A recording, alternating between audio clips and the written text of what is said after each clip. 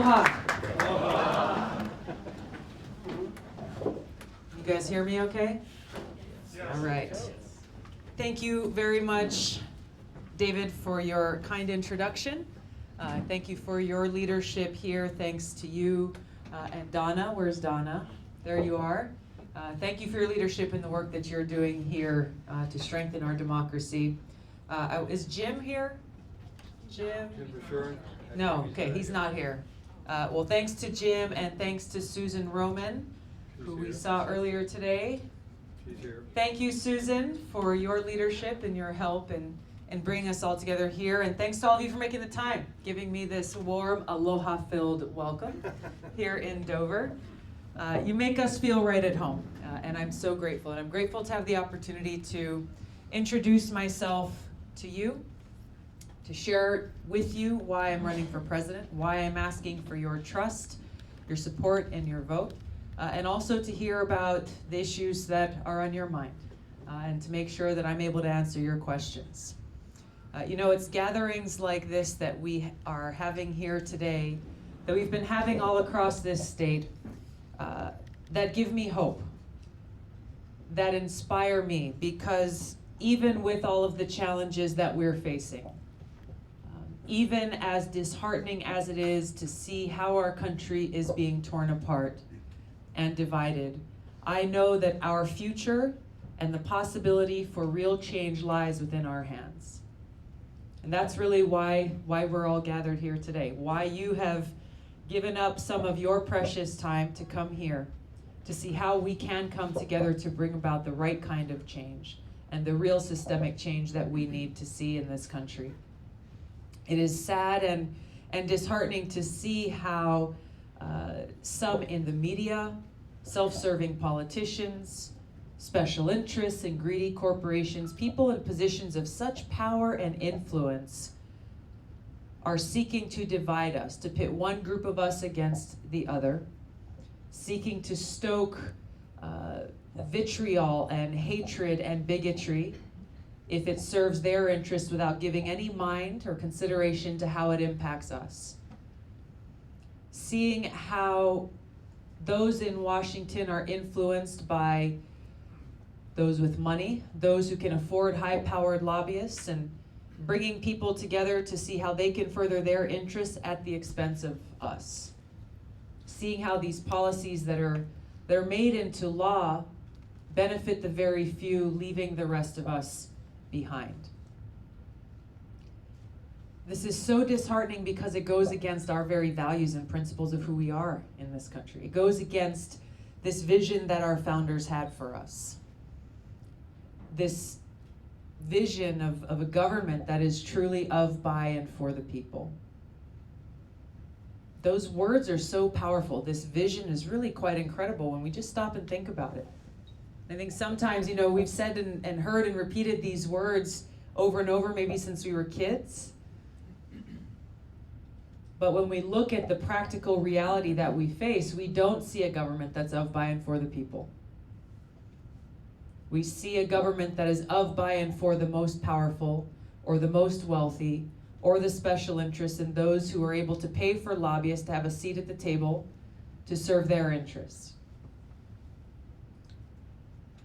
The vision that our founders had for us is where we need to get back to.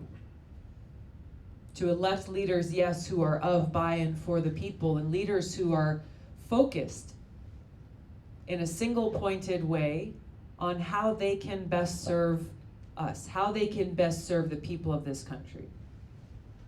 As we have vigorous debates on the different issues that we face, that we are bringing together these diverse ideas that are representative of the people in this country to find those best solutions, to take action that will actually help serve our interests, serve the interests of our country, and to protect our planet for us, for our families, for our communities today, but for our future, for our kids, for the next generation to come. So this is where I find hope in how we can make this change, that even though these obstacles can seem insurmountable at times, even though these obstacles can seem so great, even though we know we are standing up against a status quo and an establishment that is fueled by very powerful and very wealthy people and interests, there is no force more powerful to affect change than when we, the people, stand up and make sure that our voices are heard. When we stand together, when we stand united, motivated by this care for each other and our love for our country, our commitment to fighting for a better future, when we stand together, there is no obstacle that we cannot overcome.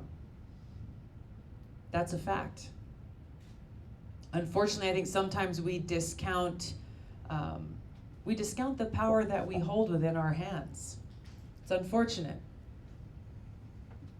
But this provides us with a challenge and an opportunity to reclaim that power and to use it for good. We've seen examples throughout history of how this has been done. You know, we look back to civil rights heroes like Dr. Martin Luther King, like my colleague, Congressman John Lewis, and many others whose names may not be as well known, but who showed bold, courageous, and selfless leadership at a time when they were surrounded by hate and bigotry and discrimination and violence. And the example that they laid out for us really shines a light on the direction that we need to take and how we move forward. Dr. King inspires us with his words when he said, "Darkness cannot drive out darkness, only light can do that. That hate cannot drive out hate, only love can do that." And it is that love for each other that inspires us to take care of each other, to want to protect each other, to fight for our future. This is what binds us together. This is what unites us. This is what gives us the ability to stand together to bring about real change, to bring about the passage of legislation like Medicare for All, to make sure that every single person is able to get the care that they need, that there is no one in this country who is sick and not getting the care they need because they don't have enough money in their pocket, to bring about real change in our broken criminal justice system, to bring about an end to the failed war on drugs, to end the federal marijuana prohibition, to invest in an aggressive, bold action plan forward to address the climate crisis that we face, to invest in renewable energy, a green economy, to support agriculture and farmers who are growing food to feed our people in a sustainable way that's not ruining our planet and polluting our environment.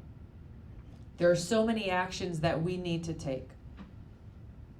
There are so many important investments that we need to make in all of these things, in education, making sure that our teachers have the tools they need to take care of our kids, to provide our kids with a great education, to invest in infrastructure, to make sure that we've got affordable housing. We look at all these issues, they require strong leadership that is focused single-pointedly on putting the well-being of people first, putting people ahead of politics, putting people ahead of profits, putting the well-being of people and our planet at the forefront. This is how we make that change.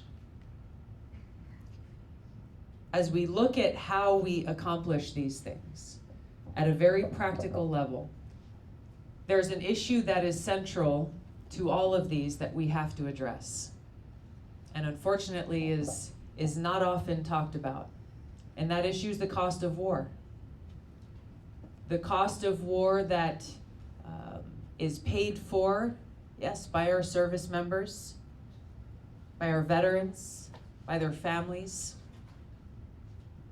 by the people in the countries where we wage these wasteful regime change wars. But make no mistake, this is a cost that is paid for by every single one of us. Every single one of us. This is not some small obscure issue that is separate from all of these others that we've talked about that are urgent, pressing needs that we have. because the trillions of dollars that we're spending on these wasteful regime change wars are coming out of our pockets. And these are dollars that are not being used to serve the needs of our families, our friends, our neighbors, our communities. These are dollars that are not going to address these pressing and urgent needs that we have. Now we're in a situation now where we are essentially facing a new Cold War with escalating tensions between the United States and nuclear-armed countries like Russia and China. And this is another issue you're not going to hear talked about very much, even though it is one that presents an existential threat to all of us. Because we are at a closer risk of nuclear catastrophe today than ever before. And we have an administration in the White House right now who is escalating these tensions and taking more of our money to build these nuclear weapons that are making our country less safe and the world less safe. About a year ago, we had a serious wake-up call. And in my home state of Hawaii, in January of last year, there was a text alert that came out from our civil defense to over 1 million phones all across our state. And that message read, "Missile incoming. Seek shelter immediately. This is not a drill." I want to let that sink in for a moment, ask you to just pause and think about what that means. If we were to get a message like that here today, what would you do? Where do you go? Where do you seek shelter? How would we choose to spend the last minutes of our life? That was what we went through, and it was terrifying. It was absolutely terrifying. You know, sometimes you hear these rhetorical questions saying, "Hey, what would you do if you had 10 minutes to live?" Like, "Oh, well, let me think about that." This is what we went through, though. Thinking about where are our loved ones. I heard from a father who lives on the island of Oahu who had one child on one side of the island and another child on the other side of the island. And he was literally thinking, which of my children will I choose to spend the last minutes of my life with? How do you even make that choice? Another father's video of him lowering his little girl, who's probably 7 or 8 years old, down a manhole because he thought that may be the only place that she could be safe. These are things that are difficult to imagine until it's you who's going through it. And this alarm turned out to be a false alarm, but the reason that we reacted in the way that we did is because this threat is real. And it's not just real for the people of Hawaii. This is a threat that exists for all of us because our leaders have failed us, that have brought us to this point where this is the reality we're dealing with. And I bring this up because it's important for us to recognize, it's important for us to understand this threat. It's important to understand how we got here in order for us to make the change necessary to walk away from this precipice of nuclear disaster, because it doesn't have to be this way. It doesn't have to be this way.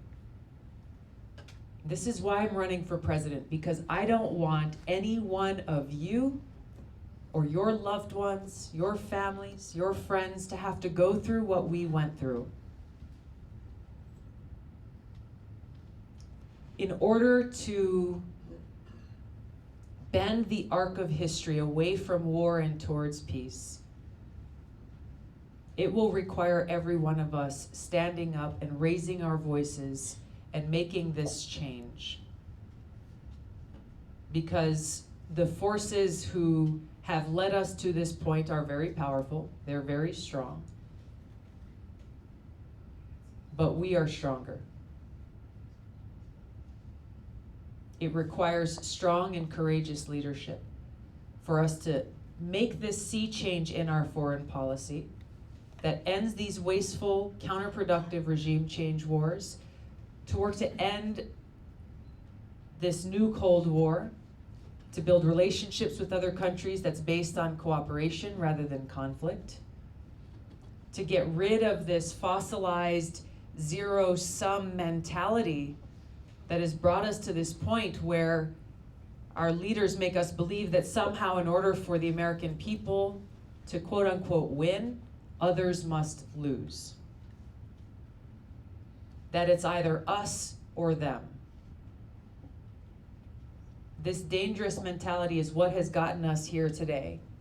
But this is the kind of change that we need to make, to bring about an end to this new Cold War, to de-escalate these tensions, to re-enter the INF treaty that Trump just threw in the trash, this treaty that was negotiated between Reagan and Gorbachev 30 years ago, that drastically reduced the numbers of nuclear weapons in the world, drastically reduced that threat of nuclear catastrophe back then, made tremendous progress towards a future where no one has to live under the threat of nuclear war. So instead of doing the right thing in strengthening and expanding this treaty, seeing how we can bring more countries into it so that we can further reduce this threat, instead he threw it away and is now spending our taxpayer dollars on building the very missiles that INF treaty banned.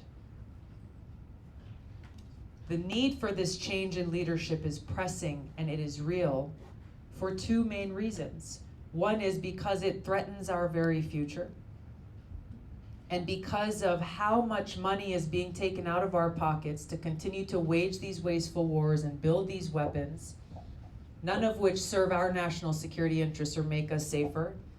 Actually, to the contrary, it makes us less safe, makes the world less safe. We've got to get our priorities straight. Bring those limited resources that we have and use them to serve the needs of our people, to bring about health care for all, to make sure we have quality education, to invest in our infrastructure, to deal with the climate crisis that we're facing. The needs are real. The change in priorities in this country is necessary. This is why I'm running for president, to bring these values of service above self to the White House, to restore these principles of integrity and honor and respect back to the presidency, so that our White House can be that beacon of light and hope and opportunity for every person in this country as we work together to build a bright future that provides that opportunity and justice and equality for every American. Thank you for being here. Thank you for your consideration, and I ask you for your support. Aloha.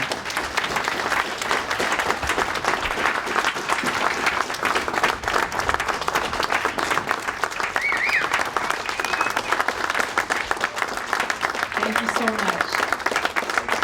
Anna's here is going to help us out with some questions. I'll use the mic just briefly, because I think the rest of it I'll just leave you with the mic. Sure. My name is Donna Masqua, and I'm here with the Dover Democrats as the vice chair. Thanks all of you for coming. I've had a chance to meet some of you before. You've come not only from Dover, but from the surrounding areas, and it's a great pleasure to see this size crowd. My job tonight is to run the Q&A. In an effort to keep it a little bit more streamlined, I've taken down a few names in advance of people who had alerted me that they wanted to ask a question, and I'll begin by calling on them. After that, I'll ask if there are any further questions, and you may raise your hand. I'll take your names, and as time allows, with Tulsi, we will answer as many questions as we can get to tonight. How's that sound? Good. Right. So, my first question tonight comes from Gail Bailey. And if you can speak right.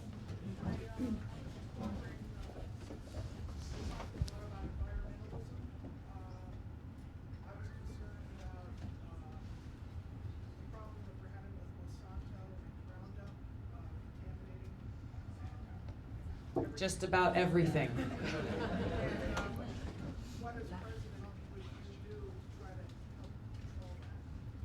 Thank you. For those who maybe weren't able to hear the question, it's about pesticides being used by companies like Monsanto, pesticides like Roundup that are contaminating so much of what we eat or consume on a daily basis, and what we can do to address that. I've been pretty vocal on this issue in the call to ban pesticides like Roundup that are poisoning us. They're poisoning our families, they're poisoning our kids and threatening our well-being. I think there's a legislative approach to dealing with this, a regulatory approach to dealing with pesticides like Roundup that are threatening our health and well-being. Simultaneously, as we're seeing in places like California, there is legal action being taken against Monsanto, now Bayer, because of the effect and the consequences of this long-standing use of pesticide that we are finding in everything from cereal to honey and so many other things that are in our kitchens every single day. Thanks for raising that question. Our next question is from Mike Janolis. Welcome to New Hampshire. Thank you, Mike. My name is Mike Janolis. I live in New Hampshire. I'm a Massachusetts transplant some time ago. I want to present to you a problem. It might be slightly unfair, so it'll be a partial introduction and question about a problem that's below the radar is accruing to boys who are committing suicide, getting involved in opioid use. They are fatherless, they are rudderless, they're shooting each other in the streets, they're shooting the school hallways, and it's a very bad situation. And I was wondering if you would, number one, agree to at least scan the table of contents, you and your staff, and number two, to submit to the question at some later time when we feel that you might be ready for it, to submit to a videotaping interview with author of this book, Warren Farrell, who has connections in the sociology world and who feels that this is a wide open field for the first candidate who comes along and makes it known that they want to do something about this very severe problem. Thank you, Mike. Thanks for being here. Thanks for coming and sharing your message and the issues that are raised. Yeah, I'll take those in these books. There we go. Yes, I will definitely take a look. This is one of the benefits of being on the road all the time, and planes and trains and those sorts of things is I'm able to actually get some time to dig in and read. There's a note directly to you in the first. All right, I will look for it. Thank you very much. I look forward to reading it. Thanks. Our next question is from Bill Ross. Hi, Bill. First of all, thanks for coming to Dover. Thanks for having me. My question is, in a Democratic Party that's increasingly young, diverse, and progressive, how do you reconcile your past anti-gay rights stance with your current positions on LGBTQ issues? Yeah, thanks for your question. First, let me just say that I am deeply committed to continuing our fight for equality and to make sure that every American, including every LGBTQ American, is treated with respect and without discrimination. There is still a lot of work to be done in this area. Much progress has been made, but as we know, there are still LGBTQ Americans who are facing discrimination in the workplace, in education, in seeking a home and a place to live. So we still have a lot to do before us. I grew up in a pretty socially conservative home and held values when I was very young that I no longer hold today. I have and continue to apologize to those who I may have hurt by things that I said when I was very young. I think it's important for us to recognize the opportunity, regardless of your political party or age or ethnicity or background or anything else. I think it's important for us to encourage people to evolve in their views, to recognize, as I did throughout my life, that there are experiences and things that I grew to understand that caused me to change my own views, to where now for over the last 6 years in Congress, I have 100% legislative rating with the Human Rights Campaign, and my record is a reflection of both what's in my heart as well as carrying out on my commitment to fight for equality. I think too often we end up in rooms with people who only agree with us. And I think it's important, whether we're talking about LGBTQ rights, or we're talking about climate change, or we're talking about healthcare, for us to be willing to have conversations with those who may not agree with us or come from the same background as us. Conversations that are based on respect and openness, and actually understanding where we're coming from. Because by doing that, then that opens the door for us to begin that path towards change. If we only talk with those we agree with, then progress is not possible. Thank you.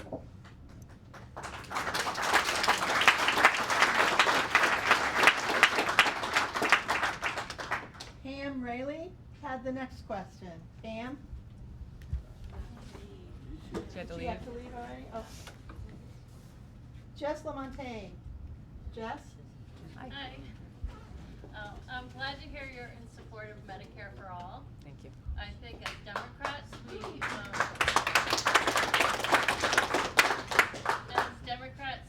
need to be able to not always defend Obamacare as the answer and admit that it had some problems. Agree. I am a self-employed person and on the exchange now, but it's really, really expensive.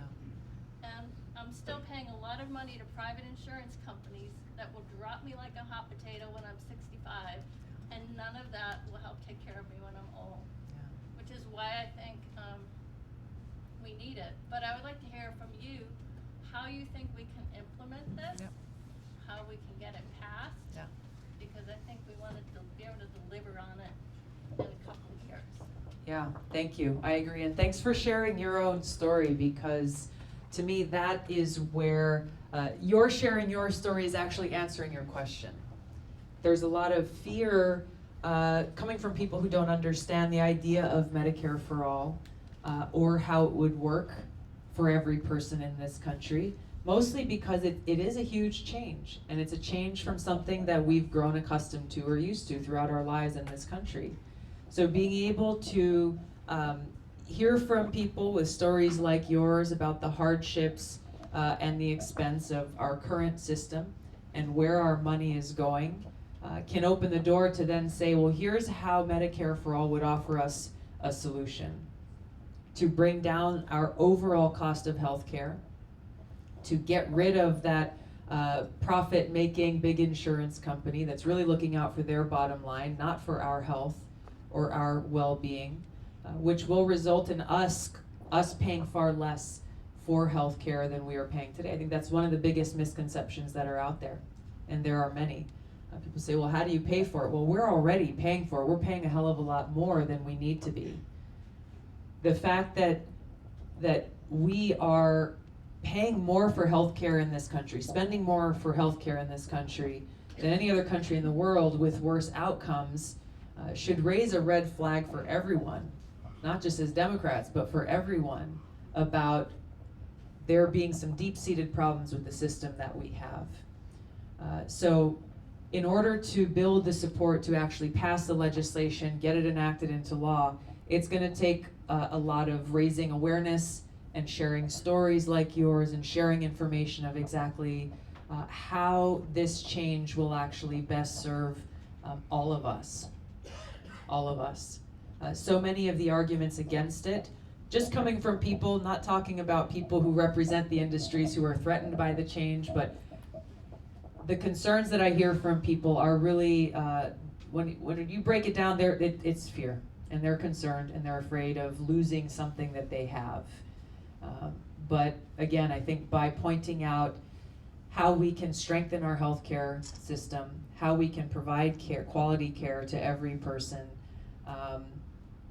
there's a compelling argument to be made. It's going to take a lot of work to get there, but a lot of the grassroots work that has already been done has proven to have made a huge change. When we look at how many more people in Congress are co-sponsors or supporters of Medicare for All now than even a year ago or 2 years ago. It's pretty remarkable. Thank you. John Olson has the next question.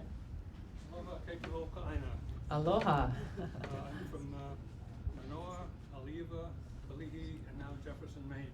Very cool. This is where I lived in Kalihi for a while. This is where I grew up. And Yamana is Sopono. Thank you. And I have two constructive suggestions and one request. I'll be Sure. short. All right. First request is do not fly on small private airplanes. Remember what happened to Senator Wellstone. Number two, from the DNC, get perhaps with other candidates in writing what the requirements are, notarized so they don't change the goalposts on you. Yeah. And the final request is can you address the question of the deep state? Time you got. Yeah, right. He said, how much time you got? As long as you want. Well, I'm going to try to keep my answers somewhat brief because I know we want to get to as many questions as we can. Thank you for your concern for my safety. We treasure you. Thank you. We are, thank you. You and my dad should have a conversation.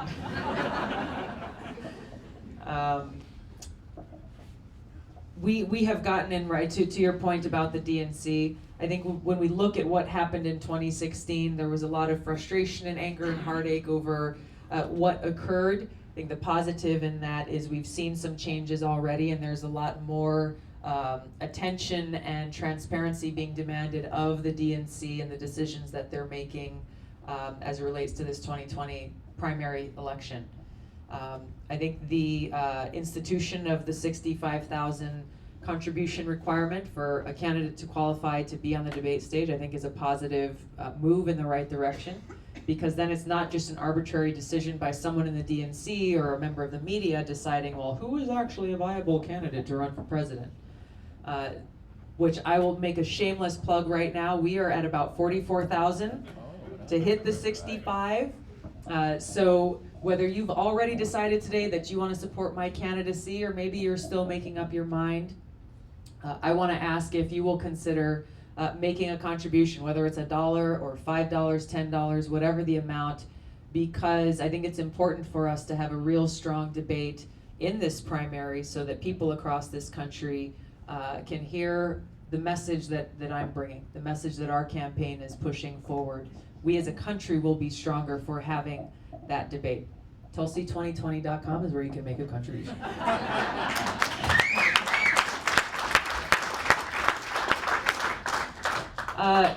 Briefly to address your third and your three-part question, look, I think it's dangerous when we as a country, for political reasons, stop exercising our oversight and accountability of our intelligence agencies.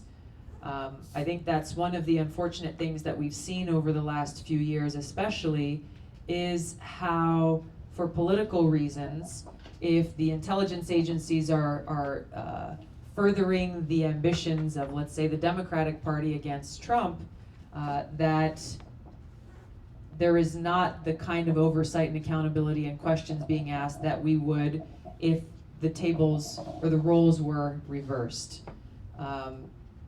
Unfortunately, it's becoming more and more the norm, where it seems like our intelligence agencies are being put up on a pedestal as this independent kind of fourth body of government. And I think that's dangerous. It's dangerous for our democracy.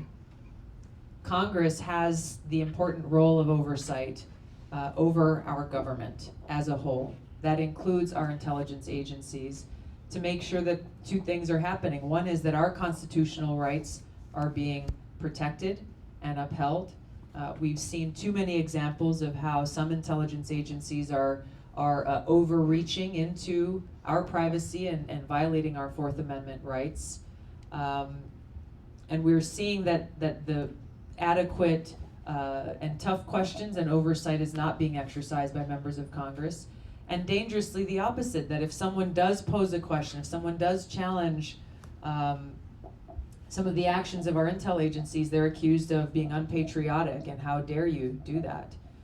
We've got an important role and responsibility to play as elected leaders in this country. And again, it's to serve the people regardless of politics or who it's politically beneficial for. Thank you.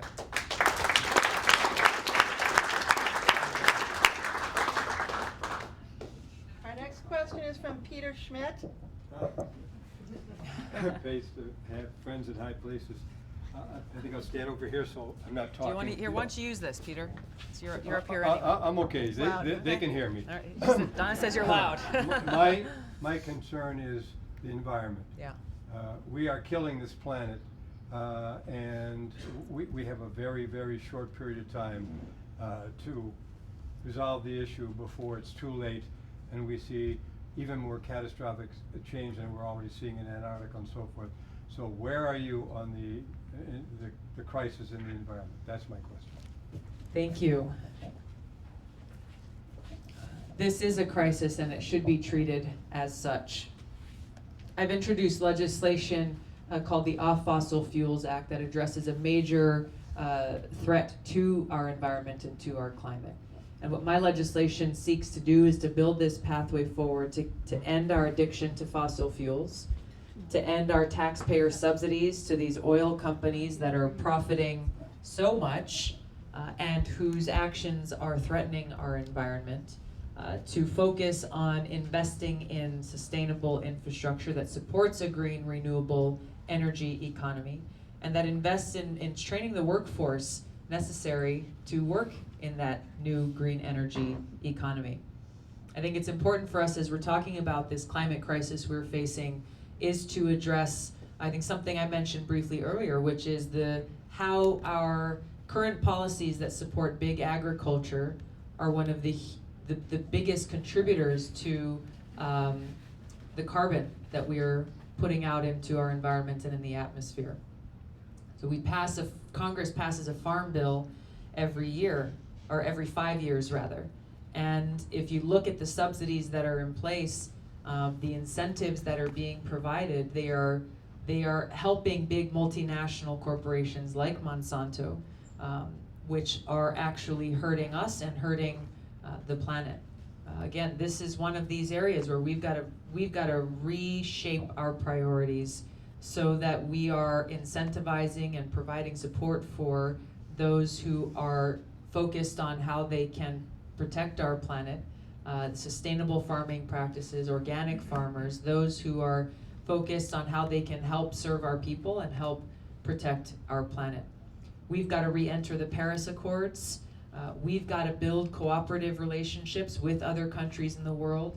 We've got to recognize the reality that even if we here in the United States did every single thing that we need to do tomorrow to address this climate crisis, it still would not be enough, given the timeline that we're on. Even with re-entering those Paris Accords, those who were part of negotiating them said it made a historic progress, but it still was not enough.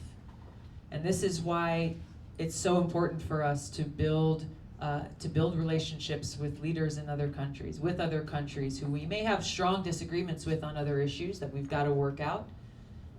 But this is one area where it is in all of our interests in this global community to take serious and bold and aggressive action, because it is all of our future that's at stake. Thank you very much. Thank you.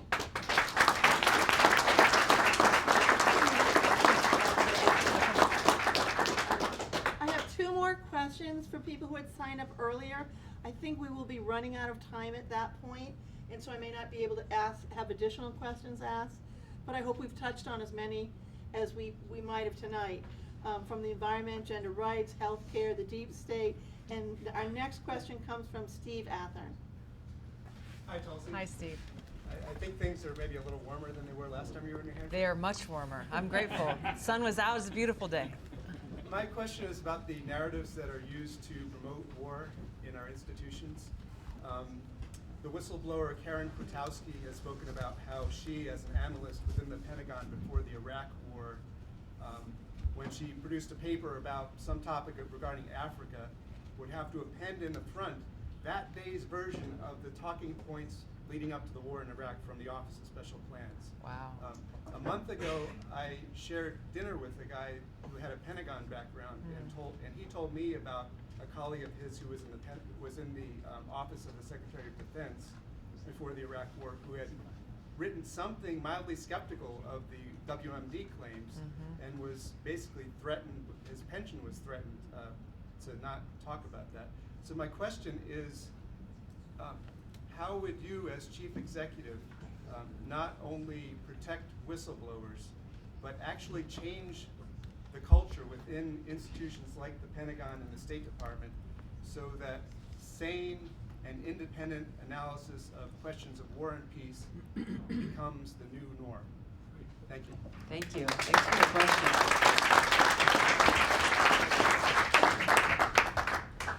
Leadership starts at the top. Someone asked me earlier today that they have heard points like the ones that I'm raising about the cost of war being raised by other politicians in the past who have then proceeded to break their promises and to resort to the same old status quo that the foreign policy establishment and the military-industrial complex have been perpetuating across both political parties for a very long time. And so what I shared with them, and this was the New Hampshire Youth Movement, that this question was raised. It is because of my background and my experience as a soldier and one who knows the cost of war. As someone who's deployed twice to the Middle East, I served in a medical unit where every single day in Iraq I was confronted with the high human cost of war and who pays the price. Throughout my last 6 years in Congress, I've served on the Foreign Affairs and Armed Services committees and have seen firsthand the effect and the perpetuation of these policies by the status quo, by the establishment. There's no other candidate who's running for president who has this experience and conviction and understanding about the problem and the courage to take on those problems in order to change direction. So that leadership at the top, in order to change that culture that you're talking about, to protect whistleblowers and to make sure that we have leaders in the Pentagon who reflect these values of putting the interests of the people and our country first, rather than continuing this narrative that supports more wasteful regime change wars that further escalates this nuclear crisis that we're facing. This is real. I have never in my life had any ambition just to be president so that I can go and sit in the Oval Office and people can call me president. That's not something I've ever been interested in. But I'm running for president because these issues are real and they're personal to me. They're personal to all of us, because each of us in our own way is paying the price for these wars. And the need to bring about this sea change in our policies is urgent and it's pressing, because we are all paying the price. People in other countries where we're waging these wasteful wars are paying the price. So it's bringing my experience to the forefront that will begin this sea change in our policies, and it's making sure that we have people who represent these values in the Pentagon as the Secretary of Defense, fulfilling these positions that will protect and serve us, our constitutional rights and protections, our freedoms, and our interests.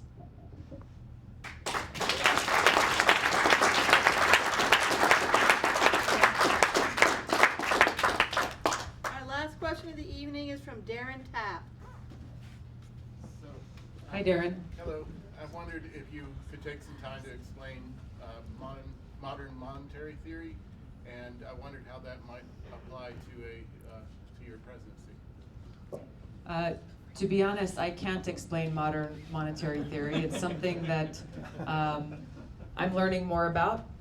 There are folks who are asking questions about it or who are advocating for it. Even the feds don't know what's going on. But what I will talk about is how we need to change our economic policy overall.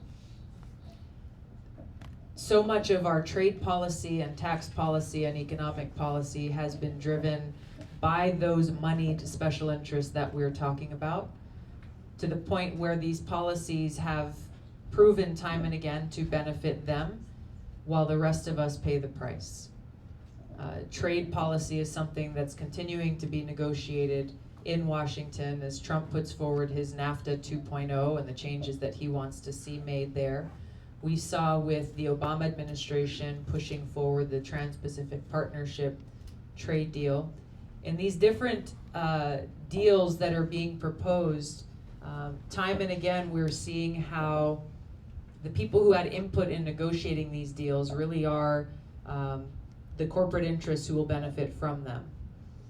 And they are proven time and again to be harmful to working people in this country, to small businesses in this country, to manufacturers in this country. What to speak of the negative impact on our environment, the lack of adequate environmental protections in these big trade deals. I think another thing that I was strongly opposed to in the Trans-Pacific Partnership trade deal was the fact that it gave up our sovereignty as a country, that it created these international panels that would essentially make decisions that would override any laws or policies that we pass in this country. And to me, just as an American, I found that to be offensive. How could it be that we would allow some international panel or body of people, whatever they may represent, to overrule our elected leaders and the laws and things that we pass? So as we look at how we need to shift our economic policy as a whole, again, I keep coming back to this, and I may sound like a broken record, and it may sound simplistic, but it's real, and we have to keep this at the forefront of keeping the well-being of our people ahead of profits, ahead of politics, ahead of special interests, and make sure that our voices are breaking through, and that we have leaders who are looking out for us and not for their biggest donors or for the special interests. Thank you. Thank you all so much for being here. Thanks for listening. It's great to see you. Aloha.